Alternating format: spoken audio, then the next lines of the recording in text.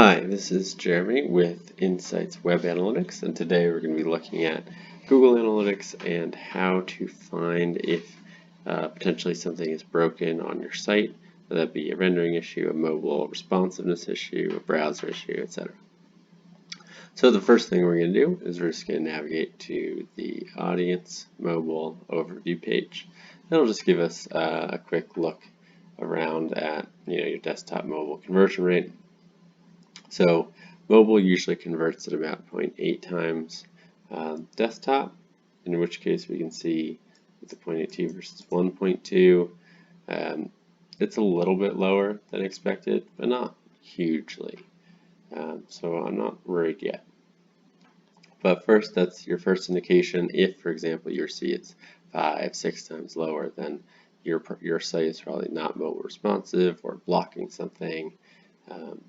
Yeah, there's an issue to look at, and you can just open your phone and look through it, or I can show you there is another way using another tool in order to see your site on a bunch of different phones.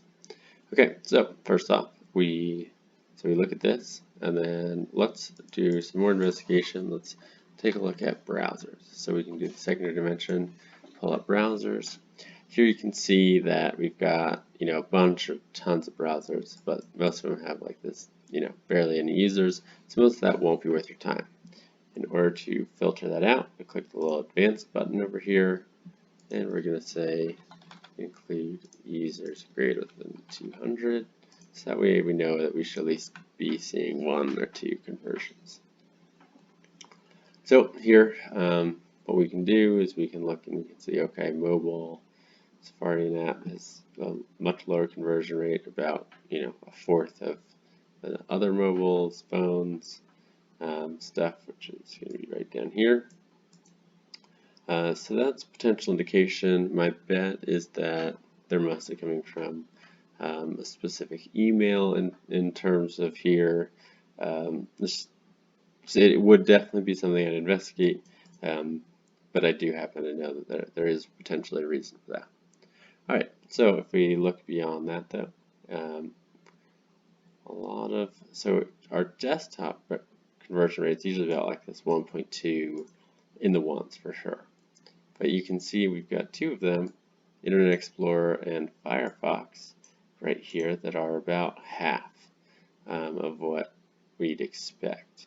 So that's pretty interesting. That definitely would lead me to open up those pages in Internet Explorer and Firefox and see what's going on.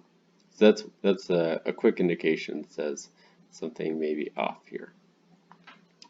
Okay, so after we look at that, another really useful one to look at for mobile in particular is the browser size. So mobile, we've got way different ranges of sizes.